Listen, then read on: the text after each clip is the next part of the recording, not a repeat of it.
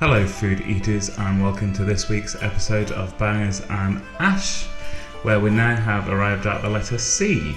And today we're going to take a closer look at one of my all-time favourite foodstuffs, the custard.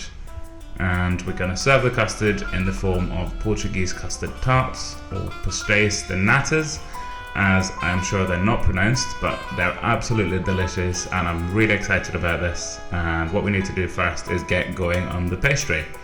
So, to make the pastry, you need 272 grams of plain white flour, you need 207 milliliters of water, and you need a quarter of a teaspoon of salt. And you want to mix that together in a bowl until you form a soft, just cohesive dough, and then you want to knead that until you get a smooth bowl, and just squeeze that into a little square, roughly 6 by 6 inches, and let rest for 15 minutes. After the dough has rested in room temperature, you want to roll it out into a roughly 18 by 18 inch sheet before trimming all the four edges to form a square.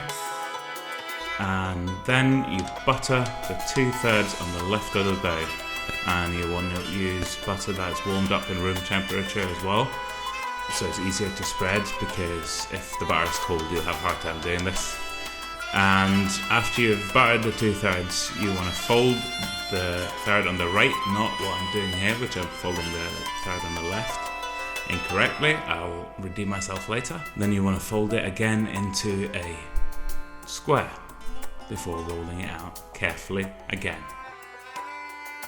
When you roll out the dough for the second time, when you've laid it with butter, you need to be quite gentle with it so you don't break the surface and butter spills out, because you don't want that. You want to try to keep the surface intact and fold it again. As you can see, this is the right way of folding it, the right part first, which is unbuttered. And once you've folded it again, you want to roll it out, but this time into a rectangle measuring 21 by 18 inches. Butter the whole surface of the rectangle, and then you want to just roll it up and wrap in plastic wrap, and you can refrigerate that overnight, let it rest, or freeze it for up to 3 months.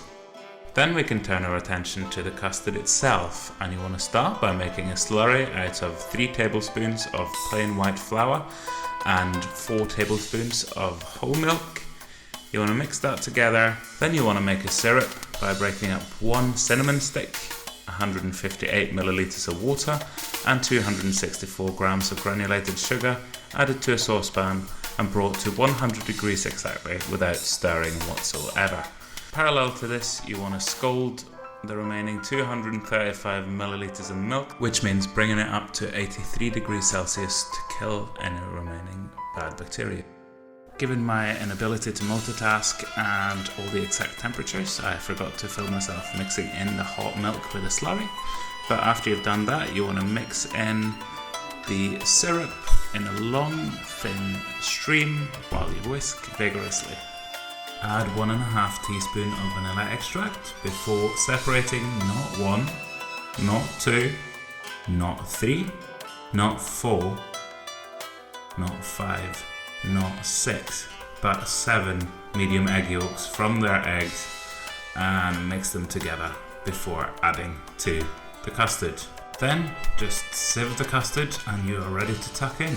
But before I do that, I just want to take a small moment and talk a bit about how important custard has been to me growing up, quite literally. So when I was a young, albeit still quite a large child, I used to sneak into the kitchen when my mum wasn't in and drink a half pint or 2 of custard. But anyway, I digress. And we do have far more important matters on our hands, because as soon as the custard has cooled down, you can get cracking straight on with the pastéis de natas. Find 1 or your 2 chilled dough logs and roll it out until it's about 15 inches long, then cut into inch-long pieces. Then you want to distribute these into a muffin tray before moistening your thumbs in a bowl of water and squeezing the dough down.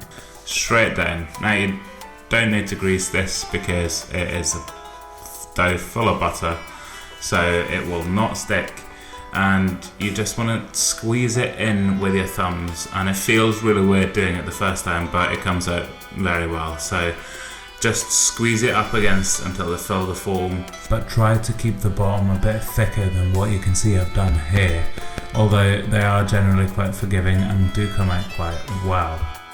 After you have populated every single dent of your muffin tray with spread out pastry dough, you want to bring the custard to the party and fill each cup up at around 3/4 each. Then, for some additional flavour, you can add the zest of 1 lemon to half or all your cups, and then you are ready to pop these in the oven on 250 degrees for around 10 minutes or until they come out looking somewhat like these.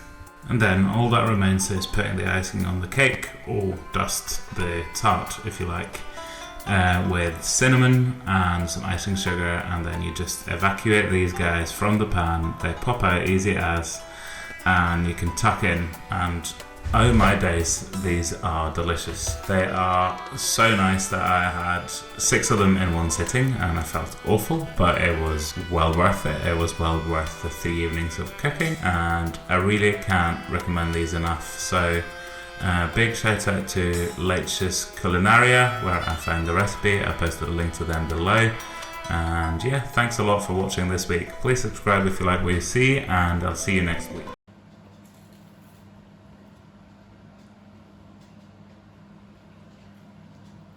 Yeah, that's good.